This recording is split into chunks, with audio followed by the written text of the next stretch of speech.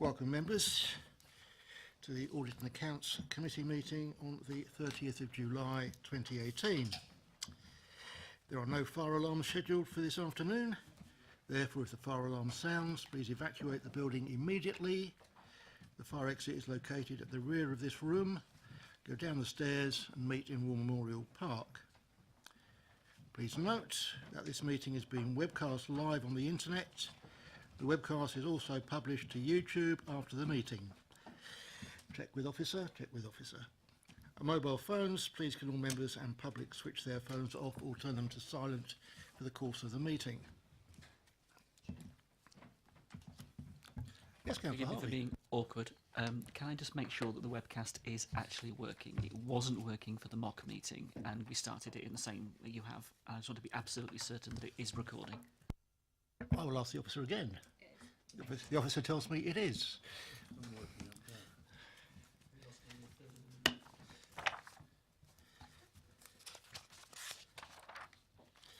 Right, apologies for absence and substitutions. We have no apologies, we have one substitution. Councillor Leeks is replaced by Councillor Rowland. Declarations of interest, do I have any? None.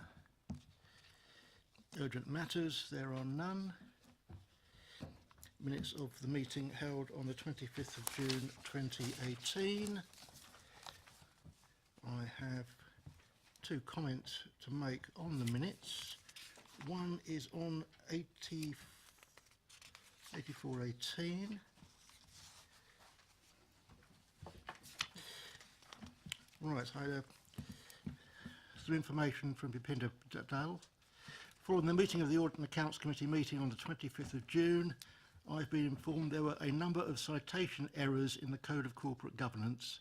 The errors do not affect the substance of the code, thus I have agreed with the relevant officers for the citations to be corrected in the final version, which is now included in the pack, and the following revisions have been made. 1. Remove reference to the years of the CIFA/SOLAS framework, 2007 and 2012, and replace with 2016. Reference to the Accounts and Audit Regulations 2011 be changed to the Audit and Accounts Regulations 2015. Incorrect date of when the code was previously considered by the committee, replace 27 June 2016 with 26 June 2017. Those corrections have been made in the report.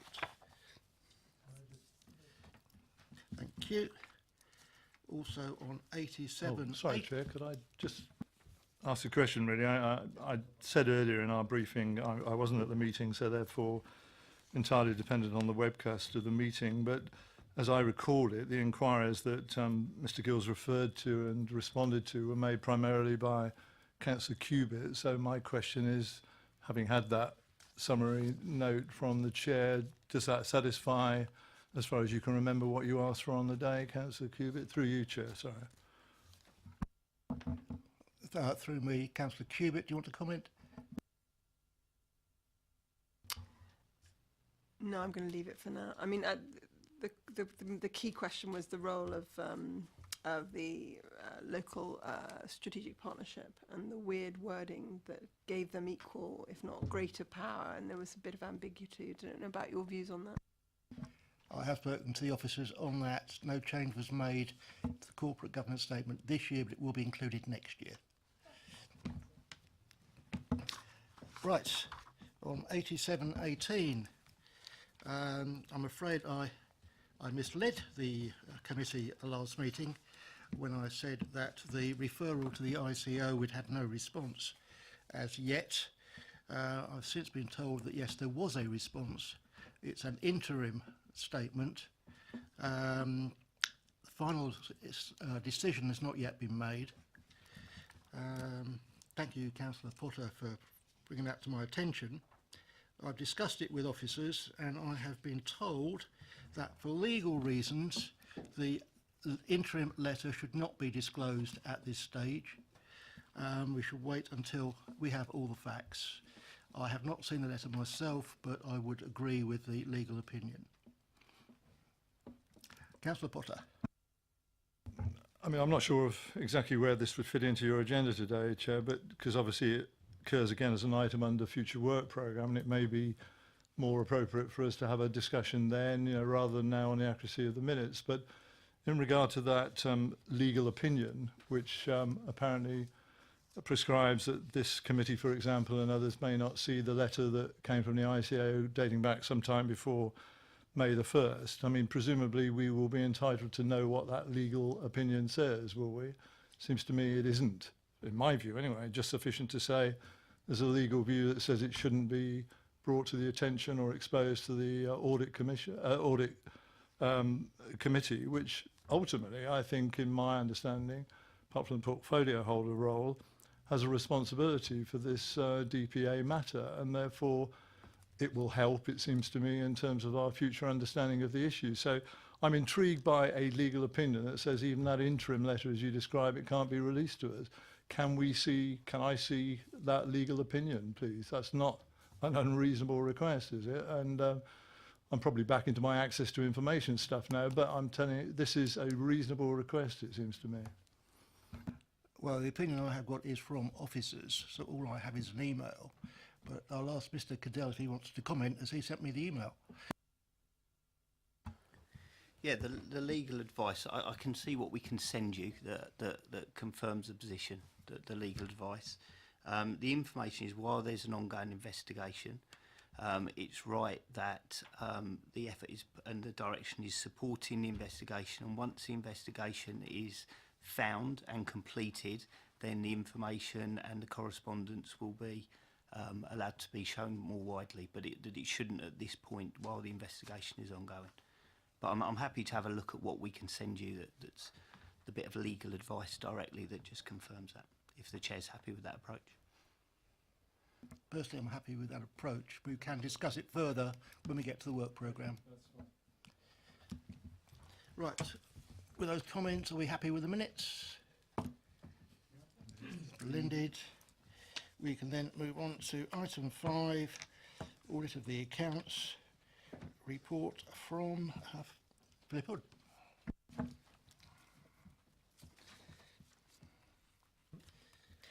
Thank you, Chair.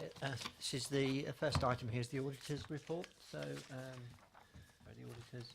Down the end of the table there, yeah. So can I pass over to Paul to introduce that? Thank you. Thank you.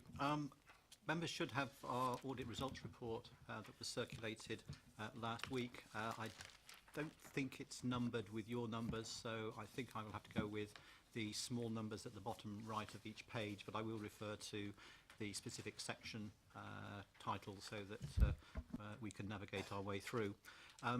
If I start with the executive summary on page 5 of our document, just to reconfirm what it says there about the scope update, and that we did identify a additional significant risk in respect to the Council's valuation of investment properties, and I will relay our findings in a moment. In terms of other matters to draw to your attention, at the bottom of the page we gave an update at that point of the status of the audit in terms of areas of work that were to be complete at the date that the report was issued. I can now confirm that the audit is complete. The only remaining things that we would need to see are the subject to the committee's approval, the approved statement of accounts being signed, and also the letter of representation being signed and issued. Subject to those two things taking place, then we would be in a position to issue the audit report immediately after the meeting, which would then enable the Council to publish its audited statements by the 31st of July deadline. In terms of other matters to draw to your attention, if I take you next page in the executive summary, it sets out position on differences. There is one audit difference which has not been adjusted for, which relates to the Council's share of the pension fund assets, and there is a difference of 724,000. The detail is provided slightly further on in the report, but essentially it arises from a timing difference such that the actuary uses a figure for the purposes of the calculations based on the 31st of December 2017 position, with a projection of the final quarter's results in terms of the movement in asset values. By the time we come to do our audit, the actual figures for 31st of March are available, and there is a difference, and the council's share of that difference we have estimated at 724,000. It is not a material difference, therefore it does not need to be adjusted for to ensure the accounts present a true and fair view, but it is above our reporting threshold that we agree with the committee of £50,000, which is why it's included in the report. This would have no effect on the bottom line, as any movement would be taken to reserves anyway. That is correct. Next issue to draw to your notice, if I take you through the executive summary and into the areas of audit focus, and the first risk, misstatements due to fraud or error, which is on page 9. That sets out the procedures that we are required to carry out, primarily in response to the requirements of ISA 240. We carried out those procedures set out on page 9 and page 10, and we have no issues to draw to your notice. The next significant risk on the valuation of investment properties on page 11. Again, the findings are set out on this page, and our conclusion. We do note in the conclusion section, the bottom right hand side, that prior to our review, the council did itself identify one valuation issue of an investment property being an understatement of £100,000 because of incorrect base data used in the valuation, but that has been corrected, and we're happy that that difference is an isolated one and not a systematic error. Over the page, valuation of property, plant and equipment. I should also, actually, before doing so, note that in respect of our work on investment properties, we did seek advice from our own EY real estate team on some of the movements in the valuation of investment properties within the accounts. We essentially took the 10 largest movements and shared them with our valuation team, and they were content with the movements and the reasons given for those movements, and they were consistent with their own understanding and knowledge as real estate experts. So we were able to get sufficient assurance over those movements. Valuation of property, plant and equipment, page 12. Again, we carried out the work that we set out to do. In terms of the conclusions, the bottom right hand the page, there were a couple of issues again which were identified prior to our review by the council itself, and there were two issues which are set out there at the bottom of the page in terms of a difference between the financial statements and the values report because of a change between the draft report and the final report from the valuer, and there was a second issue again relating to an inaccuracy in the base data used in the valuation. Again, we've looked at these and we are content that they are isolated in nature, and we haven't found any issues from our own testing. The next risk relates to pension liabilities, page 13. I've already mentioned the difference that arose because of the timing difference between the actuary's estimate of the fund value and the actual fund value, and that is an unadjusted difference, but there are no other issues to draw to your notice. Understatement of NDR appeals provision, the next page, page 14, there are no issues to report. The accuracy of lease disclosures on page 15, again there are no issues to report. Page 16, we set out the issues around the challenges presented by faster close. We have worked with the council to carry out the audit process and the accounts process such that we aim to be in a position to sign off by the 31st of July, and subject to the approval of the accounts and the letter of representation, then that is something that we will achieve. And I just want to record our appreciation as a firm and from my team for the help and support that we've had from Philip, from Sarah, from Graham and colleagues in the finance team to get to this position. So we do want to record our appreciation formally for that. In terms of other issues to draw out, section 3 is the audit report, which we would propose to issue. It is an unqualified opinion on the financial statements that they are true and fair. It's an unqualified value for money conclusion, and we do intend to issue the certificate of audit completion when we sign the audit report. We talked about audit differences already, so I won't pick that up again.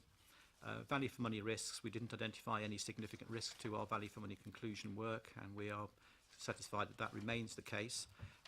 We do include on page 27, there is a graph there which we're including in a number of our audit results reports, which actually looks at the Council's revenue reserves position, both at the end of March 2018 and based on the Council's own medium-term financial plan, the projected level of those reserves at the 31st of March 2021. Members will see that the projection is that they will decrease, but that is actually because of planned use of those reserves in the 3-year period. So in that sense, it is something which is already in the Council's plan, and that it is a planned use of reserves, and there is a nil borrowing movement as well. It really just supports the position that, from our perspective, we don't have any concerns about the Council's reserves position and its financial resilience.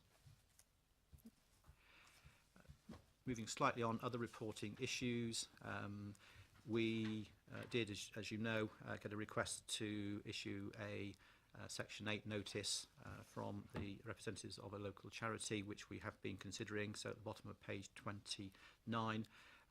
Just to confirm that we do not intend to issue such a notice, having considered the issue and the information and evidence available to us. In terms of other reporting issues, control environment, on page 32, we do note a point towards the bottom of the page there that when we were carrying out testing on lease income, we did note one case where the Council was receiving income from a property where the lease had actually expired. And when we looked at this further, there was a total of 23 cases out of 386 properties where leases had expired and no new lease had been put in place, and the Council is still receiving the rent for the property, and the value of that rent annually is £500,000. We do make the observation about the benefit of having an up-to-date lease agreement in place. The Council have commented in terms of the management comment, which immediately follows our comment. So that then stands as the Council's response to that point. We talk about our use of data analytics, no particular issues to note, and we confirm our independence and there are no issues to note. The fee analysis on page 38 records the fee position.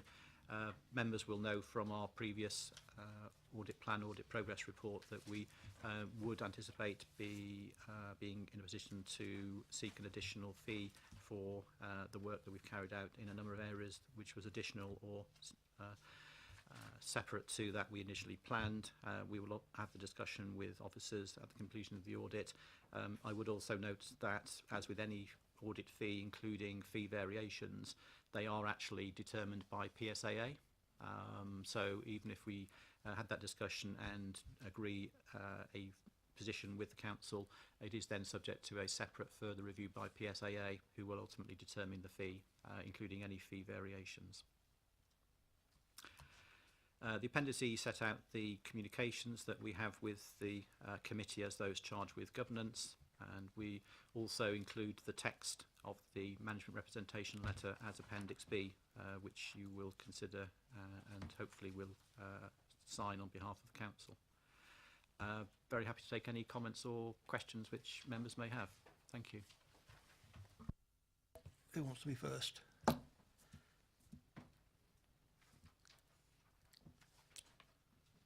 We have Venetia. Councillor Rowland. Chair. I'd just like to ask a question on why weren't the leases put in place? Was that an oversight or somebody? Thank you. We have an officer here. Hi, good afternoon. My name is Stuart Pegan. I'm working on contract for the council at the moment in the property department. So I've been asked to pop over and talk about leases that go into holdover. So I see we've identified 23 that go into holdover.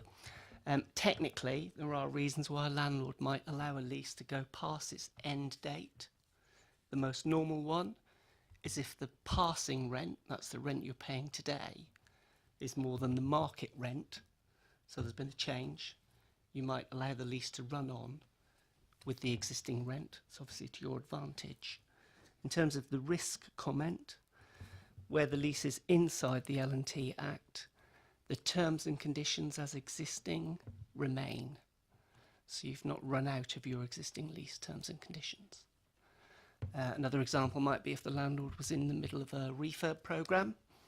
So if you had a number of sites and you were in the process of improving them and the leases came to an end, you might just leave those until the improvements are completed.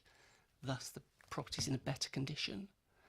And a third oft used one is where you're uncertain on the future of the property.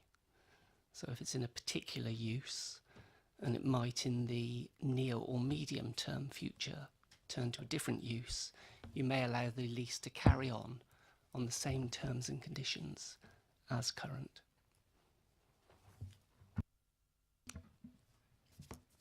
Well, that was interesting, but of the leases identified, what were the reasons for non-renewal? A very good question. I don't have a list of the 23, I'm afraid, but I'm working on some of them. I know specifically I've got 6 in play where we're in refurbishment, but I don't have the list of all 23. There'll be different reasons for all of them. When you've had a look through it, can you report back to this committee? Thank you. Yes, Anisha. happy to. Councillor Rowland. Thank you. I may be very naive, but when for an audit to identify that leases are not in place, it doesn't really fit with your explanation, because you're saying, oh, well, there's still terms and conditions. If a lease ends, and basically you either have to renew the lease or you operate without a lease, and that opens up the council or the owner to potential liabilities, etc., etc.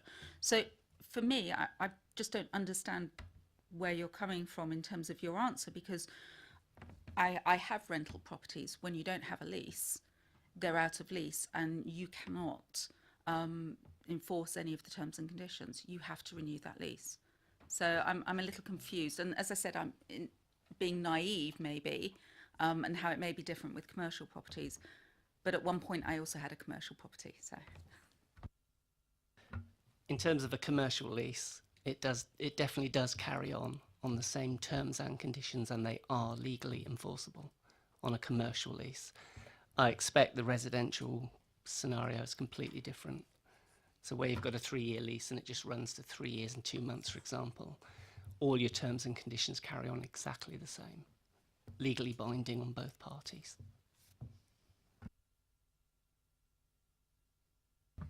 again, being naive, the auditors have identified that these are out of lease and therefore could potentially be a risk for the council. And as I said, I would like to understand why the leases hadn't really been renewed. As the chair said, I think it would be really good for us to understand on the 23 properties what the circumstances were around that. Thank you. Happy to provide a schedule. I think we can do more than that at the moment. Any other questions? Councillor Cubitt. Sorry, I'd like to ask the auditors whether, with a rental portfolio, is a 6%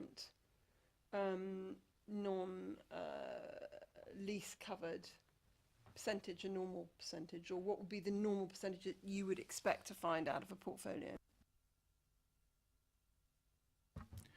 The short answer is I don't have an answer, because it's not actually something we've found in in our other audits. So I don't have a kind of a comparison to be able to give you, I'm afraid. So it's not something I can answer. I say it's not something I've come across elsewhere.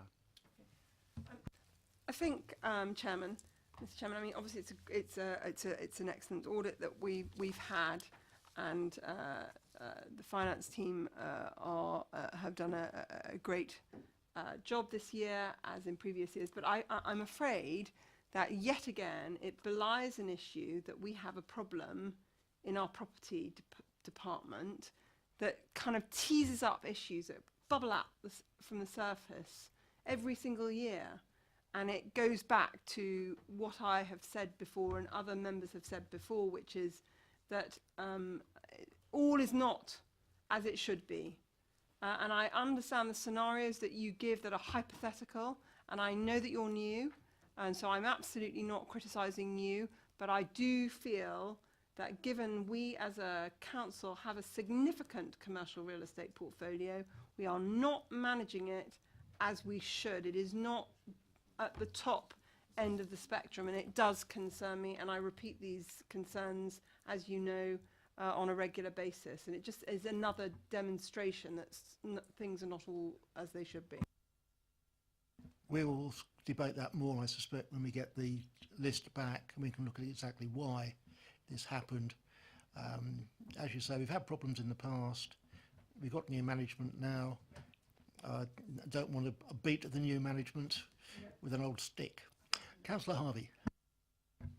Thank you, Chair. It's absolutely it has nothing to do with the new management or anything in that context. It is the unit as a unit in the context of what we have historically seen, and where we as a council may wish to point, direct and investigate in the way that we should as members, to be certain, confident and to look to the future on that basis. To support Councillor Cupid in what has been said and Councillor Rowlands in terms of the questioning, this should become a work programme item, I think, where we specifically have a review of the Property Services Department by this committee, and we do a proper job of doing that piece of work in the right way, not just simply left to a schedule or left to an officer coming to explain at the committee, but a proper piece of work by the committee with its responsibilities to look at this as a work item, to review the Property Services Department, such that we can all be satisfied and get the questions we may or may not have answered. That would be a fair and appropriate way forward, I think. This is something that we need to discuss with the head of internal audit, because they have done a number of internal audits of that area. It would be interesting to at least have a summary of what the audits that they've done, conclusions that they've come to, and I will have a word with Graham and we will get that scheduled for a future meeting. Over to Graham.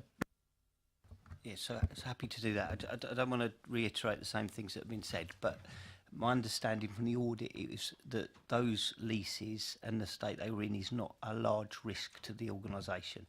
They do generally run on leases, that's the nature of where they are, and there are reasons why you would run them on as opposed to review them. So I understand the request for a review, and that might well be the right thing to do overall. I just wanted to balance that. I don't think there's a huge risk to the organisation just in those leases at this point, because that is a way of managing the portfolio and the rental income against it. So. I think at this point, all I'd ask is for internal audit to come back and give us their assessment of the work that they have done recently in terms of where there might be issues, and then we can make any decision on anything further. Councillor Cubitt. My second question is, and as I said, I found your report excellent, but what I was confused about with the valuation of investment properties is that you made a reference to a conclusion regarding £100,000 understatement.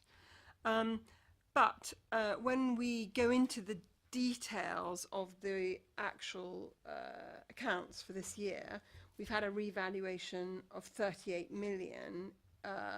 0.2 of our commercial real estate portfolio. So is that a normal, I mean, I know you made a reference to the fact that you had a look at them and they look great, but for how long have they been understated that suddenly they've been revalued to 38 million? And where is the timeline, because I'm not an accountant, I'm purely a layman, where is that timeline in terms of yesterday they were worth 100, today they're worth 138 million. When was the understatement an understatement, and when was the valuation required, and what does one normally see as a natural kind of revaluation process of a portfolio? I think the first point to make is that because of the size of the uplift, that was why we identified it as a significant risk, and that's why we also engaged our own EY real estate team to look at the larger movements and to understand them and to give us, as the audit team, the assurance that yes, actually these large movements are consistent with what is known about the properties. There was a change in valuer. And change in valuers can sometimes bring slightly different perspectives, slightly different assumptions, for example, and they reflect a whole range of factors in terms of market rents and a whole range of other factors, some of which are general, some of which are specific to the locality and specific to individual properties. So that's why, because of the size of the movement, we engaged our real estate team, why they looked at the 10 largest movements to give us that comfort that yes, actually there are reasons for the changes in value. And I from an audit perspective, I wouldn't use sort of understatement, because understatement implies they were wrong before. The nature of valuation is that the whole point of getting a new valuation is to actually get what is the current valuation of a property compared to the last time it was valued. So in that sense, you would expect valuations to move from time to time because of a whole range of factors. So that's why we identified it as risk. That's why we looked at it. We looked at the top 10 properties. We looked at the individual valuation reports for each of those top 10 to give us a good coverage in terms of the proportion of the increase that was covered. And we looked at each of those, and our director of EY Real Estate looked at them. He knows the market very well. He knows also Savills, who are the valuers, and he knows the partner who was responsible for that.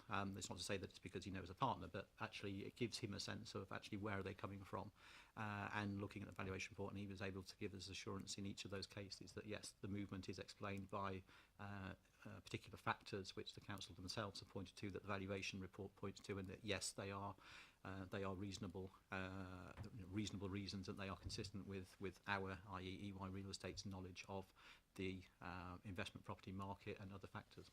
So just supplementary. So on that basis, and I completely understand what you're saying, and I take great comfort in the fact that you've stress tested the evaluations. Does it point to us maybe more methodically valuing them on a more frequent basis so we don't have a spike in future of 38 million, because the underlying market hasn't seen a huge uplift like this for ages. In fact, commercial real estate property market, I gather, is actually got a downward turn in cycle. So is there something we in audit ought to be requiring of our property department, that maybe there's more frequent valuation so it's more accurate, so you don't suddenly get this big spike? I think ultimately what we would look for is a clear assessment of the frequency that valuations need to be undertaken. For general property, plant and equipment, the Code of Accounting Practice does allow for a cyclical approach, but for investment properties you would tend to see those valued more frequently, simply because they can be more volatile in their movements. So it depends on how you think the market has moved, and you would expect a property team to be aware of market trends locally, and therefore think about the frequency and the coverage with which you get valuations. The other thing with the cyclical approach, for example, if you're talking about non-investment properties, is that just because you have a cyclical approach and you may only do a third every 3 years or a fifth every 5 years, it doesn't actually then absolve you of thinking about, well, of those that are not revalued in any one period, are there movements in those that have been revalued which would indicate that there was a material change in those that have not been revalued? And we did actually look specifically at that factor as well. So based on the movements from those properties revalued, what does that tell us? What might that tell us about the movements potentially in those that have not been subject to revaluation or indeed in indexation? So we did look specifically at that, and we did have a discussion with officers, and we're comfortable with the position there as well. So I think it is something that councils do need to make sure they have a clear understanding of their portfolio, the factors affecting that portfolio, and if you like, the triggers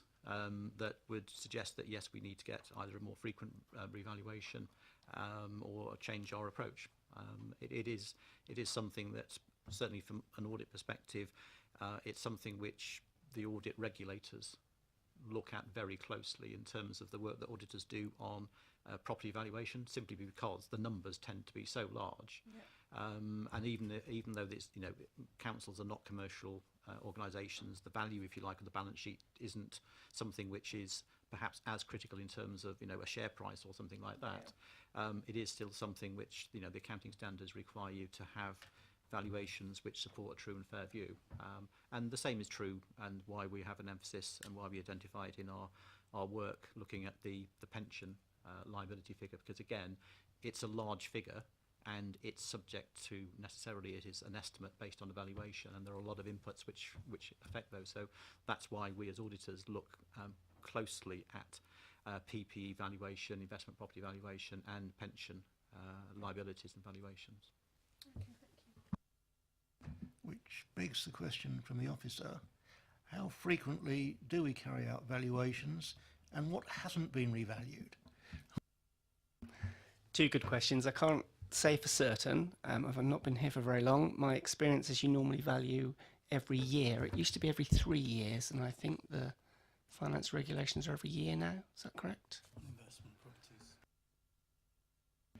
I think typically we would see investment properties revalued every year. Certainly, probably more frequently than, if you like, the generality of PPE. More, simply because they tend to be more volatile in nature, and it also depends on the value of your investment property portfolio as a proportion of your overall property portfolio.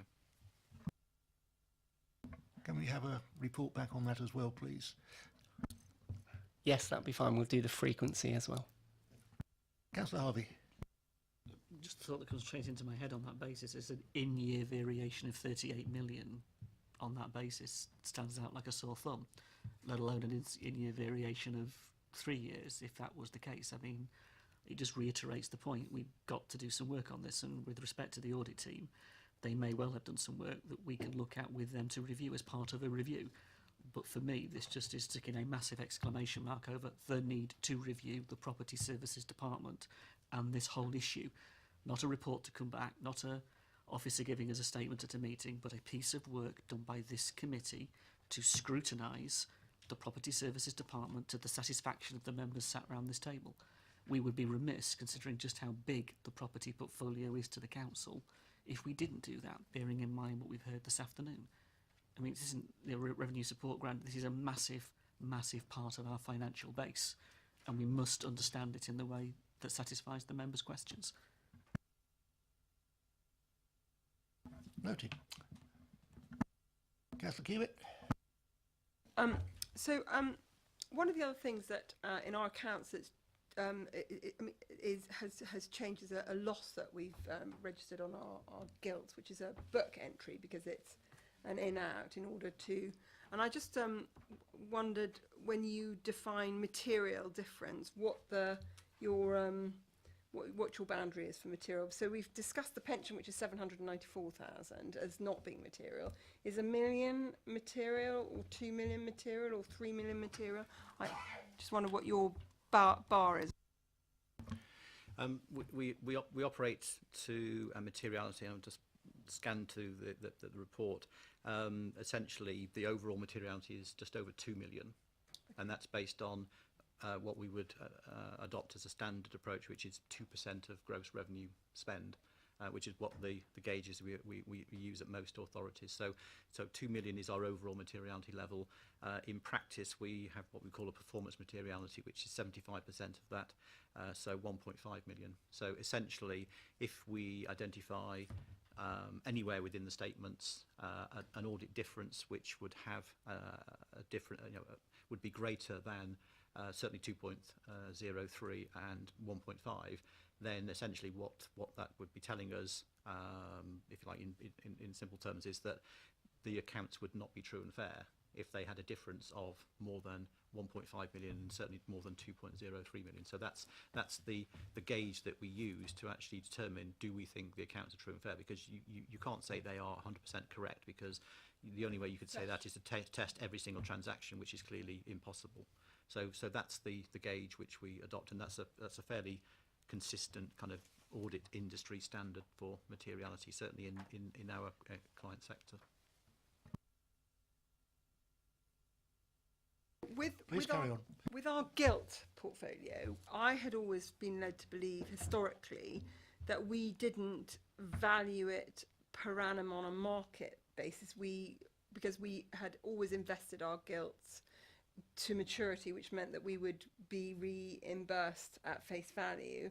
Therefore, what the gilt value was at year end on a balance sheet basis as a photograph of what the market is on that day was not relevant to our financial investment instruments. Have you got any views on the book entries with regards to this £2.3 million loss, which is a book entry, because I gather it's reversed out, on a gilt that's coming to maturity?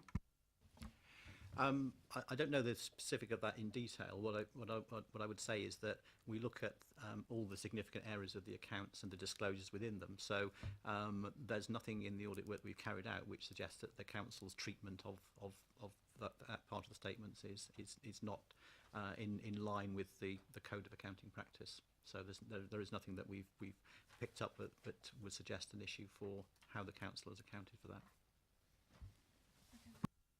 Councillor Cubitt, I think Mr Hood probably has a better answer to that one.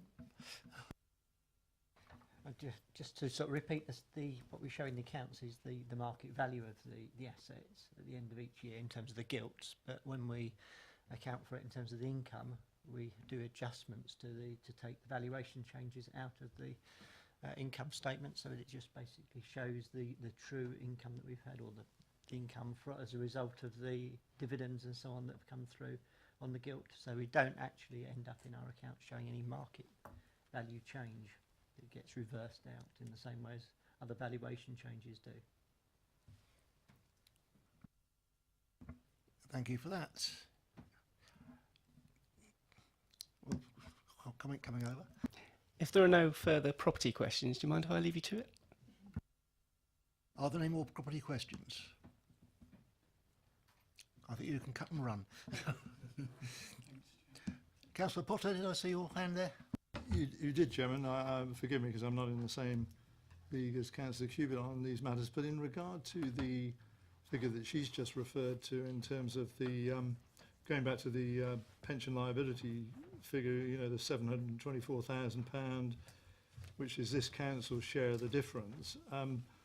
Do we know what the total variation was? Because I know this is the actuary to the Hampshire County Council, not our own actuary, and I know it's not considered to be significant because it falls beneath the sort of, you know, percentage figure that you quote, 2% or 1.5%. But I mean, is that really a reasonable variation in the terms of the way actuaries do their work? That seems a tremendous difference to me in the context of the fund that they're managing, really.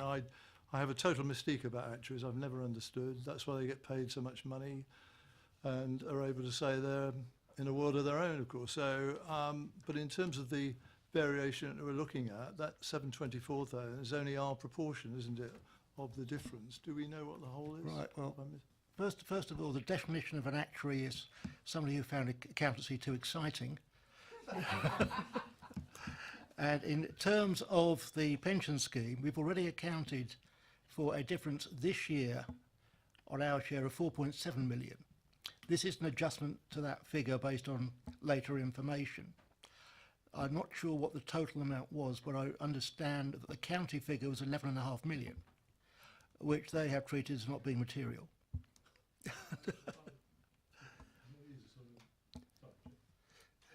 I mean, to the ordinary lay person, they seem like sort of monopoly figures, don't they, really? And, you know, different people would have different interpretations of what's significant, what isn't, it seems to me. But in terms of the work that we depend on from actuaries vis-a-vis the management of a pension scheme, it seems quite a flexible interpretation, doesn't it, really, in terms of variations, really.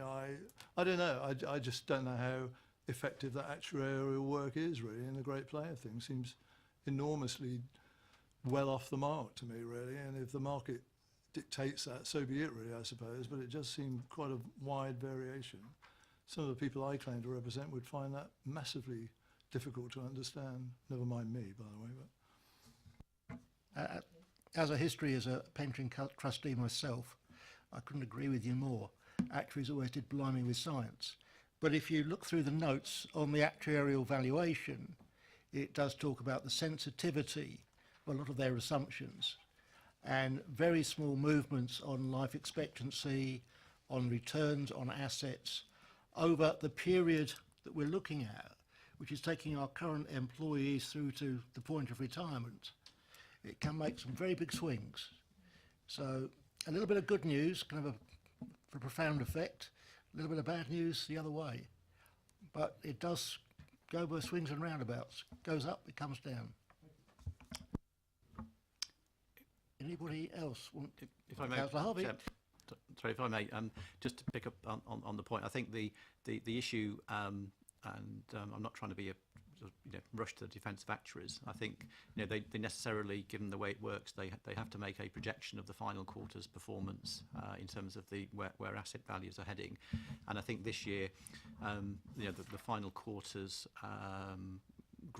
performance in terms of assets was actually significantly stronger than perhaps it's been in previous years, which is why the difference is significant this year in a way that it hasn't been previously. So I think in that sense, it's a, if you like, a piece of good news in the asset values. The performance has actually been stronger in the final quarter than the actuary was assuming in their kind of estimate. And it is, as I say, it is an estimate. If actuaries, much like the rest of us, if they were able to predict exactly where asset values were going to go, then they'd be playing the stock market and making even more money than they make as actuaries. So it is necessarily, as I said, a timing issue. It's I don't see this as a reflection of a problem or somebody's made a mistake or someone's an oversight, either the actuaries or certainly not the council's finance team. So as I say, it is essentially that we have the benefit of coming along to do our audit at a point at which the actual fund values at the 31st of March are known. So in a sense, we have the benefit of that hindsight in a way that the actuary wouldn't have had when they put together their estimate for the purposes of producing the figures.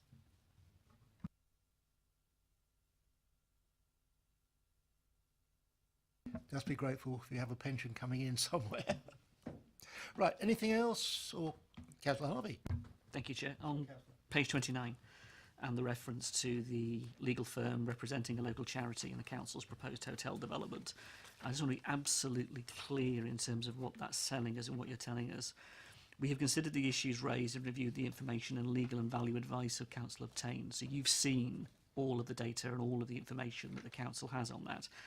And you are, in terms of your report, quite comfortable signing off that it is compliant, that this council has acted completely and appropriately and fully in regard to that matter, and you're happy to sign that off as I understand it? Or is it the last sentence that says we will consider this issue further and the implications? Is there more of that to be done in that context?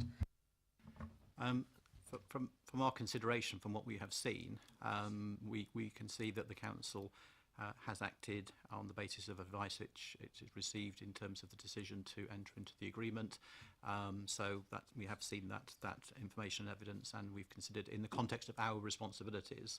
So our responsibilities are to form a view on the true and fair basis of the accounts produced. They are to give a value for money conclusion on the council's arrangements for securing economy, efficiency and effectiveness, and if we are and we can consider exercising our statutory powers, which is a discretionary power that we have. So in the context of those responsibilities, we are comfortable that that we can issue the audit report and that we do not need to exercise our statutory powers.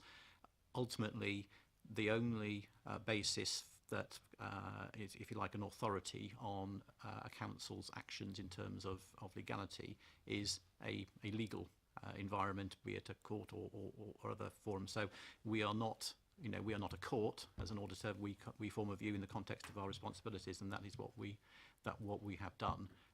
Ultimately, any council decision, is subject to the possibility of review by a party, and that remains the case. And our consideration of responsibilities as auditor is separate to that. And I say we are auditors. We are not a court, as it were.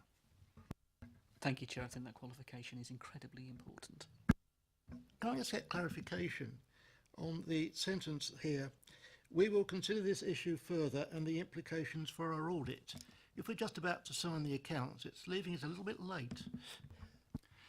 Essentially, we have considered it since we prepared this report, and we have come to the conclusion that we can issue the audit report, including the audit completion certificate, and that we do not need to exercise our statutory powers. So, in that sense, the wording of the report circulated was, if you like, contingent on that consideration, and that consideration has now taken place. Thank you for that. Anything further, or can we accept the audit report? We can. Thank you very much.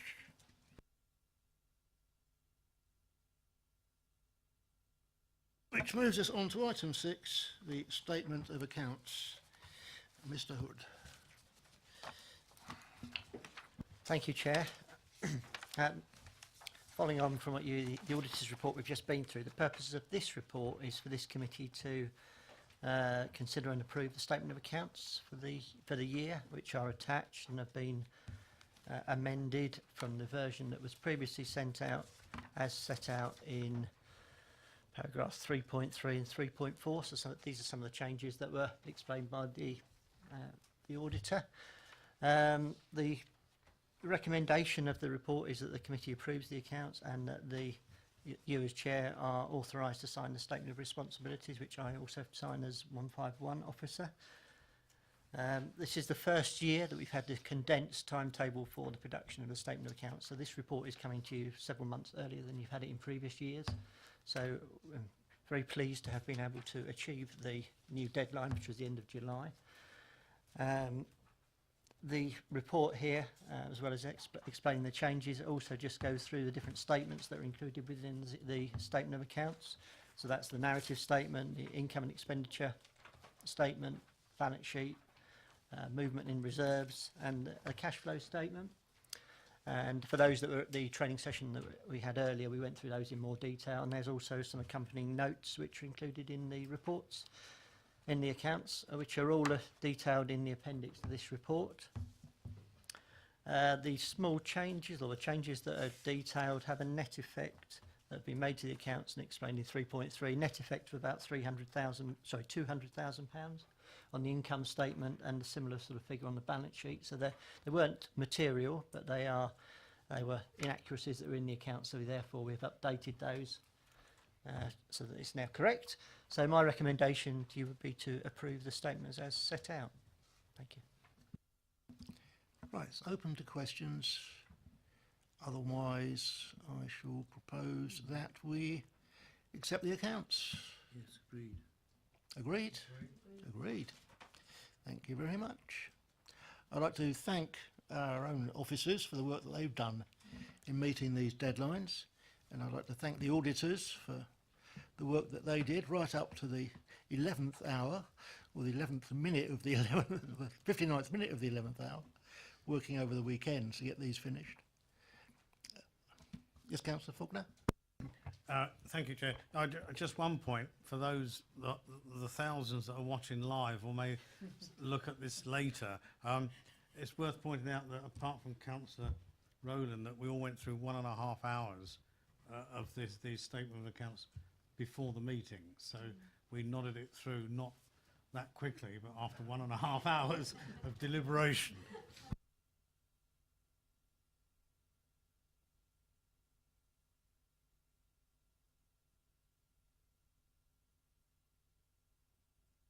Right, the recommendation is this committee approves the statement of accounts for the year ended 31st of March, and the chairman of this committee meeting is authorised to sign the statement of responsibilities on page 54. Agreed? Agreed. Agreed. Thank you. That will be done.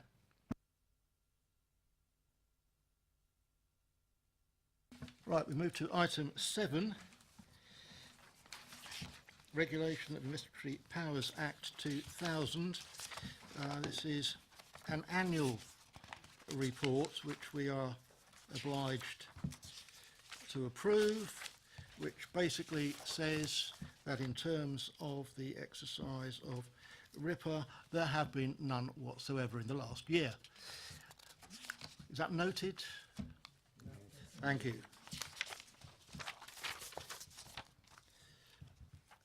Item 8, the work programme. If we just skip through what we'll be doing in September, December and January and look at the to be timetabled. Councillor Potter, do you want to say anything on the data breach? I do, Chair. Thank you, and thank you for giving me the opportunity. Partly repeating points I've made, obviously, and all of the committee, I think, and substitutes will be aware of the exchanges of emails that have gone between us. I did that deliberately so that everybody was in the loop, and I'm grateful for the earlier statement that you made. I was surprised you'd been misinformed in the way you had, and you've been gracious enough to say something about that. I move on to the fact, and I do want this to be recorded, please, accurately in the minutes. I know it will be on the webcast, that I believe there is absolutely no reason why the letter that has been received thus far from the ICO cannot be released to the Audit and Accounts Committee. This is sometime before the 1st of May of this year that was actually sent to the council.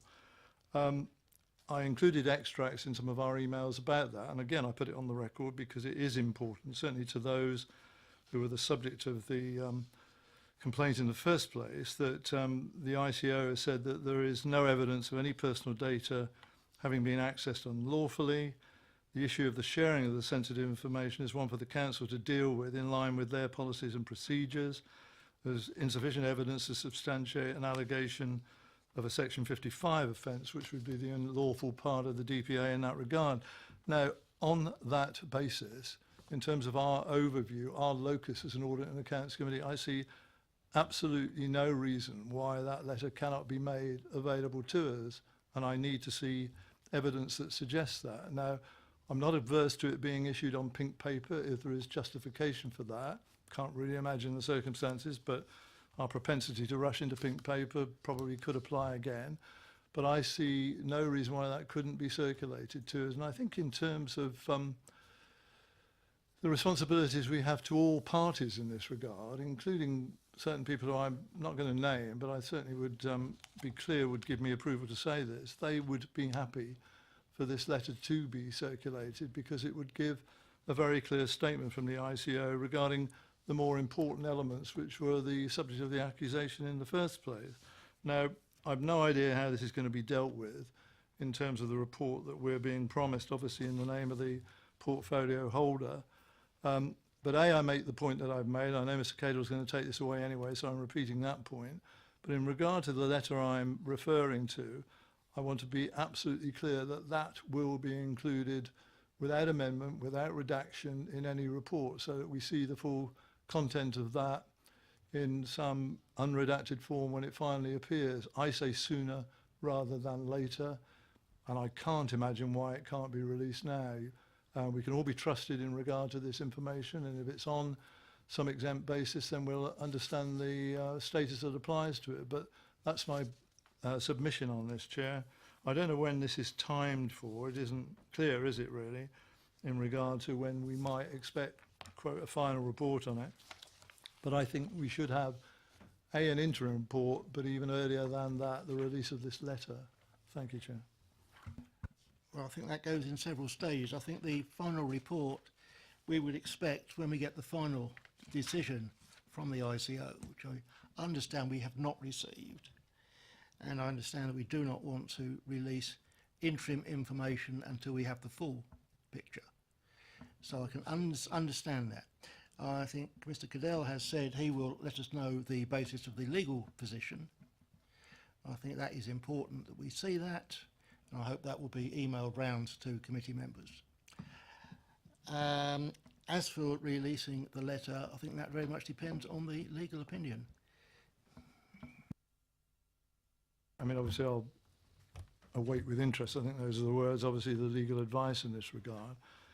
But in terms of what I'm seeking today, and there is absolutely no reason for this not to be done, I think, in terms of the points I've made and quoted in our exchanges of email, and come back to the letter in question and the words used by the ICO, I would like those repeated verbatim in the minutes of this meeting for the public record. And I think I'm entitled to ask for that, and there are others who are more entitled even than me to ask for that in terms of what's been said thus far by the ICO. So I've had this debate elsewhere. I know how minutes are normally worded, but in this event, in this situation, I want that, and I argue that, to be repeated verbatim in the recorded minutes of this meeting, please. I don't think I can accept that because I haven't actually seen the letter from which you are quoting.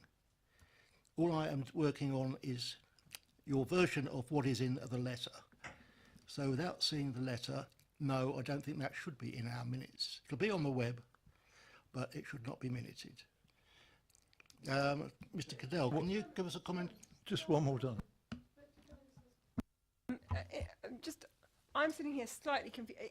In audit, are we personally responsible and not over and outside of the normal remit for any data breaches? Is that why we're having this debate in this arena? We're having this debate because the original breach was reported to this committee. The fact that there had been a breach. But do we have statutory responsibility to investigate breaches? Is that a responsibility we of our are not council? investigating the breach. My suggestion to Jackie was that we have a report back so that we could look at what had happened to ensure that something like it didn't happen again. That was the reason why we have a report due to us. And that is the only reason we have a report due to us. I'm asking this question, is it just having been a councillor for 10 years now, it sounds like, and I'm not disregarding any of the requests, but I'm slightly confused as to why we're having this debate in audit, because it sounds very much like a scrutiny subject, not an audit and governance. So unless we have specific responsibilities in audit and governance for breaches in data, I'm just wondering whether this is the right arena. I don't know the answer, so I'm not trying to be clever, and I can absolutely understand the seriousness of the issue, but I'm just wondering whether this is the right committee, and I don't know the answer, sir. I suspect in terms of the breach itself, that is something for a scrutiny committee. I'll agree with you. What I'm concerned about is how it happened and making sure it doesn't happen again. Mr. Cadell, do you want to add anything to that? So firstly, in terms of the letter, once the investigation is complete, I don't foresee any reason why that wouldn't be shared or unredacted in any way. I'm happy to get that checked out to make sure we can confirm for you. And again, just to reiterate, the point is around the timing.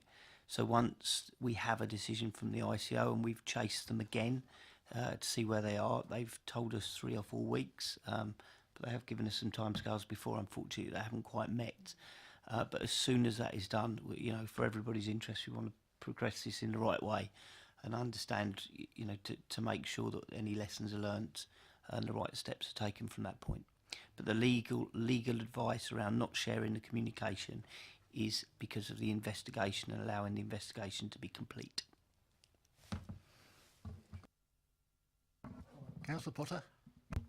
Only insofar as the continuing reference to the data breach, which you yourself have just referred to, let me be absolutely clear. There may have been an alleged data breach which led to the complaint being made to the ICO. The ICO has determined there was no such breach. Let's be clear about it in this interim letter. And what they say is the issue of the sharing of sensitive information may have occurred, but that's one for the council to deal with within their own policies and protocols. Now, what I say in terms of natural justice and fairness is this continued reference to breach, which the ICO says did not occur, should be ruled out. I'm not prepared, and nor should anybody be prepared for that type of allegation to continue when the ICO said there was no such breach. And that's quite a fundamental tenet of law, I would have thought. We will see what the legal advice says, and we will be looking at it again in September. If there is nothing further, I will close the meeting at 3:04 and see you all again in September.